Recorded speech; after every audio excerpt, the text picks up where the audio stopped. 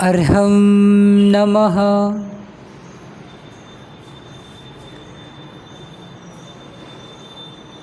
ग्रंथराज सत्यार्थ बोध में आचार्य परमेश जी, विशुद्ध सागर जी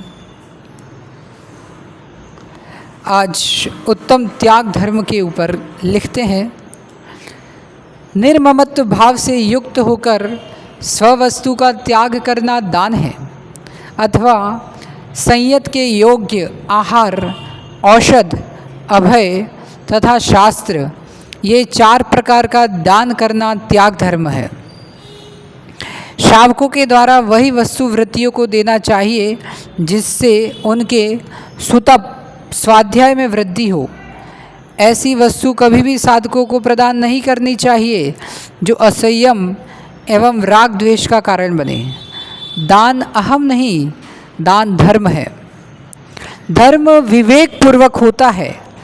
अविवेक पूर्वक दी गई वस्तु दान संज्ञा को प्राप्त नहीं होती।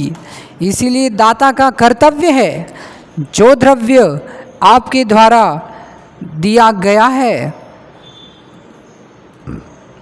उसका उपयोग क्या हो रहा है, इसका भी ध्यान रखा जाना चाहिए।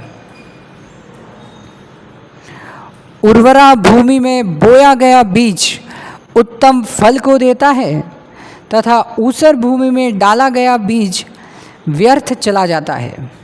साधक प्राप्त द्रव्य का उपयोग धर्म, ध्यान, तप, स्वाध्याय, जप में पूर्ण करता है तो दाता को भी उसका फल प्राप्त होगा।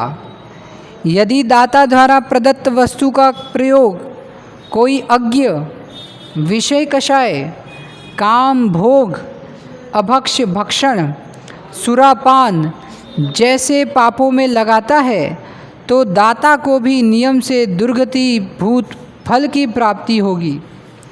दान देना ही मात्र उद्देश्य नहीं होना चाहिए, अपितु देय वस्तु के उपयोग पर पुनः पुनः ध्यान रखना चाहिए। पात्रदत्ती, समदत्ती और दयादत्ती के भेद से भी दान देखा जाता है।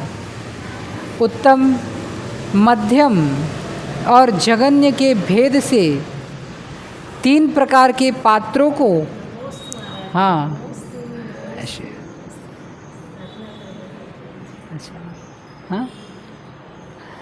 औषध, शास्त्र, अभय, आहार, ये 4 प्रकार का दान हमेशा करते रहना चाहिए।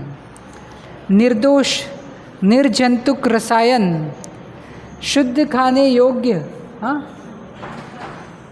अप्रतिष्ठित प्रत्येक वनस्पति से युक्त औषधि पात्रों के अस्वस्थ होने पर निरोगता हेतु प्रदान करना चाहिए। अच्छा, रक्त, मांस आदि जैविक शुचिमय, अशुचिमय द्रव्य औषधि के रूप में न तो आहार में देना, न ही लेप आदि शरीर पर करना, क्योंकि अशुचि अभक्ष्य द्रव्य अकल्याणकारी है। ये दान संज्ञा को प्राप्त नहीं होते। दान सदा शुचिमय द्रव्य का ही दिया जाता है। औषध दान से दाता को सुंदर स्वस्थ शरीर की प्राप्ति होती है। जिस साधक को दान दिया है उसकी साधना भी स्वस्थ होती है।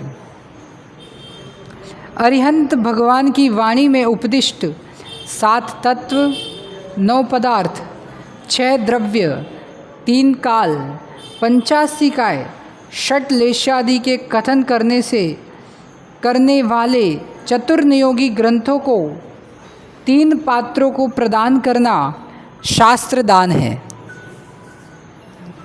शास्त्र दान करने से श्रेष्ठ बुद्धि की प्राप्ति होती है। इसीलिए सदा सदपात्रों को शास्त्र दान करते रहना चाहिए। जो साधक को अध्ययन करना हो ऐसे शास्त्रों को भेंट करे, अन्य नहीं।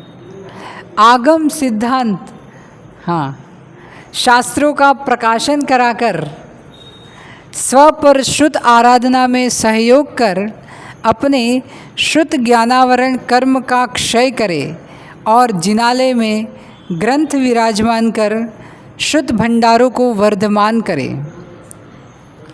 ज्ञानदान महान दान है। धनहीन छात्रों का सहयोग कर अध्ययन कराएं, उन्हें विद्वान बनाकर देश, राष्ट्र, समाज एवं संस्कृति का विकास करें।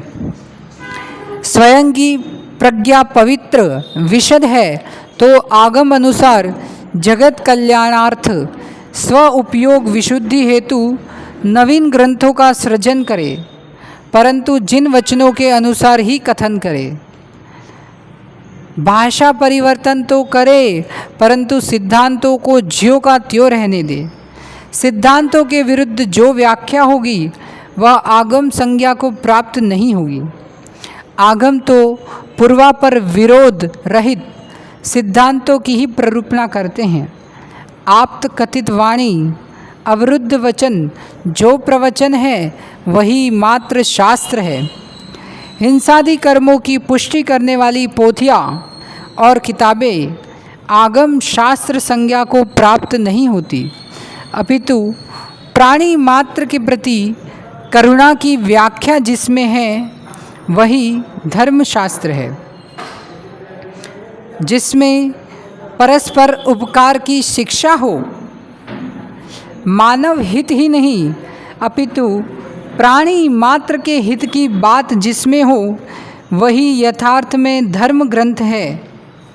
दुख, पीड़ा, अग्नि, अतिवृष्टि, अनावृष्टि, महामारी, नदी समुद्र आदि की बाढ़ से पीड़ित जनों के प्रति उपकार करने की शिक्षा,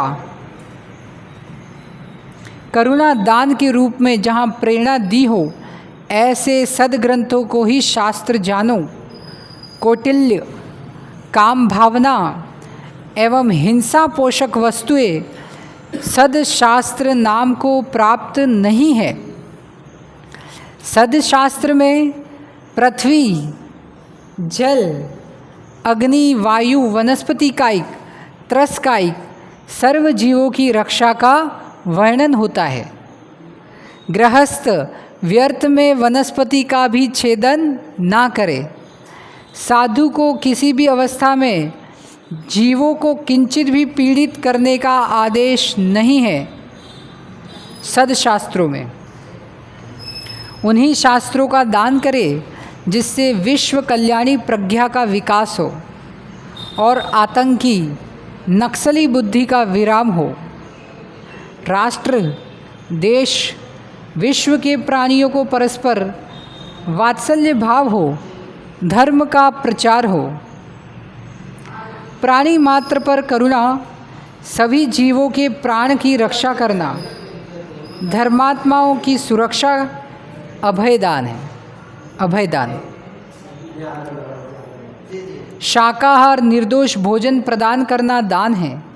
उत्तम, मध्यम, जघन्य तीनों पात्रों को यथा योग्य भक्तिपूर्वक दान देने से उत्तम, मध्यम, जघन्य फल की प्राप्ति होती है। ओम नमः।